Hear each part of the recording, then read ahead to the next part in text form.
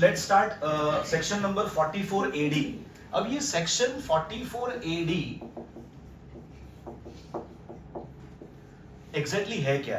ये presumptive taxation scheme है जो बिजनेसमैन के लिए बनाई गई है। ये स्कीम किसके लिए बनाई गई है? बिजनेसमैन के लिए बनाई गई है। मानिए कि इसकी जो भी कंडीशंस जो हम फुलफिल करेंगे अगर, तो हमें टैक्स ऑडिट जो अभी थोड़ी देर पहले हमने पढ़ा था सेक्शन 44 AB, वो टैक्स ऑडिट हमें करवाने की जरूरत नहीं पड़ेगी। इसके एडवांटेजेस भी है, इसके डिसएडवांटेज भी है, वो मैं स्टेप बाय स्टेप आपको बताऊंगा। बट सबसे पहले हम लोग इसकी एप्लीकेबिलिटी के ऊपर आएंगे कि ये जो सेक्शन है वो किसको एप्लीकेबल होगा। ध्यान से सुनना। नंबर 1 रेसिडेंट इंडिविजुअल, नंबर 2 हर चीज मैं आपको लिखवाऊंगा, एक बार पहले मैं पूरा ब्रीफ देता हूं, मुझे पूरा सुन लीजिए। Number 1 resident individual, number 2 resident HUF, number 3 resident partnership firm. Normal हर जगह पे जब हम पार्टनरशिप का जिक्र करते हैं ना तो LLP इंक्लूड हो जाता है। In this section LLP include नहीं होगा।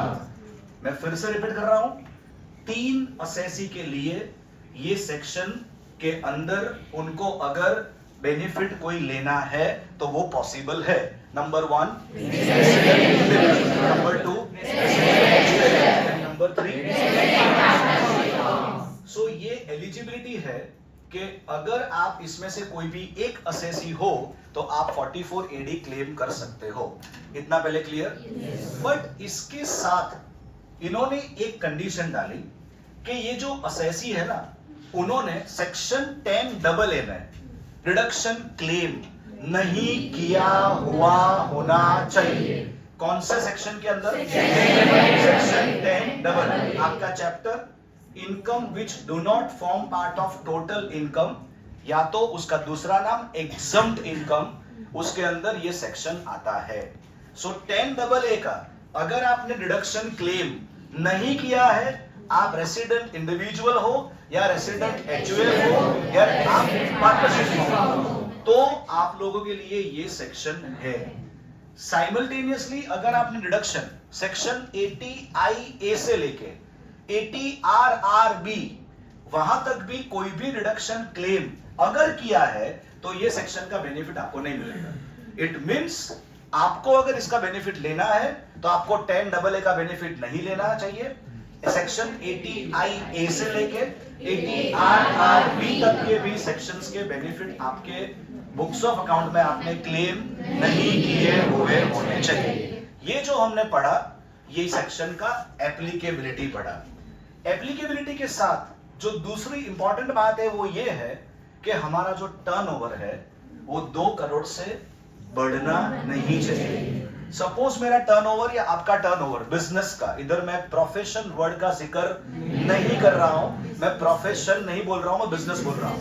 अगर मेरा बिजनेस का टर्नओवर 2 करोड़ तक है तो मुझे ये स्कीम में मैं प्रिजम्पटिव टैक्स भर सकता हूं।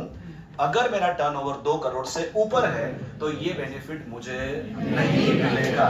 सो दोस्तों यहाँ पे मेरा टर्नओवर कितना होना चाहिए? मैक्सिमम। इतना पहले क्लियर? आगे बढ़ते हैं। सर ये जो 2 करोड़ आपने बताया, तो हमने जो पिछले सेक्शंस किए उसमें 5% वाली कोई कैश की लिमिट थी, तो ये सेक्शन के अंदर भी ऐसी कोई लिमिट है? Answer is absolutely yes. अगर आप असेसी हो, अगर आप बिजनेसमैन हो, आप रेसिडेंट इंडिविजुअल हो, आप रेसिडेंट HUF हो, आप रेसिडेंट पार्टनरशिप फर्म हो, और आपकी जो टोटल कैश रिसिट्स है, I am using the word cash receipts, वो सिर्फ 5% ही है, और वो 5% भी maximum of your total receipts. तो टर्नओवर का जो मैंने लिमिट आपको 2 करोड़ का बोला, उसकी जगह पे आपको दोस्तों उसका 3 करोड़ तक भी अगर टर्नओवर गया है तो भी चलेगा। बट यहाँ पे गवर्नमेंट ने ये स्पेसिफाइड किया है, ये 5% रिसिप्ट ही कैश में होनी चाहिए। मैक्सिमम भैया 95% तो आपका विदाउट कैश रिसिप्ट होना चाहिए। कैश इंक्लूड्स बैरर चाय। कैश इंक्लूड्स इतना basic clear?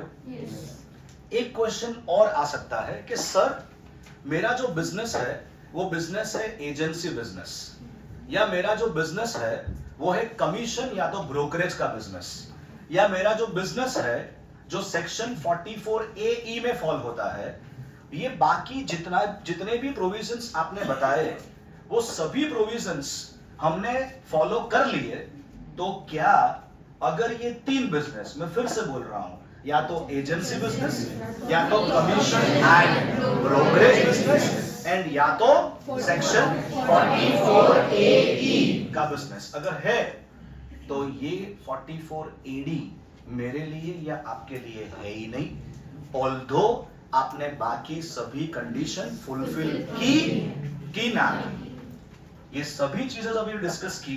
This is all about the applicability of के ये सेक्शन किनको एप्लीकेबल होगा, किनको एप्लीकेबल नहीं होगा। इतना पहले क्लियर? ओके, कंडीशन हमने सेटिस्फाई कर ली, तो हमें एग्जैक्टली ये सेक्शन में करना क्या है? इधर आप लोगों को दोस्तों बुक्स ऑफ अकाउंट मेंटेन करने की कोई जरूरत सच नहीं है, टैक्स ऑडिट करवाने की जरूरत नहीं है। आप क्या करो, आपका जो टर्नओवर है into 8%, turnover into 8%, turnover into 8% is equal to your taxable income. So आपका जितना टर्नओवर है उसका 8% आप ले लो, वो आपका टैक्सेबल इनकम कहलाएगा। मैंने टैक्स नहीं बोला है, टैक्सेबल इनकम बोला। टैक्सेबल इनकम मतलब अगर आप इंडिविजुअल होंगे तो स्लैब रेट के मुताबिक टैक्स भरोगे। Good morning. अगर आप HUF होंगे स्लैब रेट के मुताबिक टैक्स भरोगे। पार्टनरशिप फॉर्म होंगे 30% आप उस टाइम टैक्स भरोगे। Are you getting my point? कितने परसेंट दोस्तों हमें लेना है? हमारा जो टर्नओवर है। Let me give you one small example. मैं रेसिडेंट इंडिविजुअल हूं, मेरा टर्नओवर दोस्तों 1.5 करोड़ रुपए का है। बाकी सभी कंडीशन जो डिस्कस की और अभी हम ऐसा अजम्पशन लगा रहे हैं कि वो हमने फॉलो कर ली है, तो मुझे कुछ नहीं करना है। 1.5 crore into 8% is equal to my taxable income.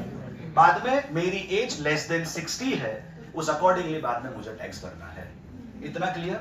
अब आप सभी लोग सेक्शन 30 से लेके 38 different types of deductions under the head BNP पढ़ चुके हो, तो आपको एक क्वेश्चन आएगा कि सर टर्नओवर आप जो बोल रहे हो वो टर्नओवर तो यहाँ पे ग्रॉस हुआ, तो क्या जो भी खर्चे हमने किए जो बिजनेस के साथ जुड़े हुए हैं, जो भी खर्चे हमने किए वो बिजनेस के साथ जुड़े हुए हैं, उसका कोई बेनिफिट हमें मिलेगा? Answer is absolutely no.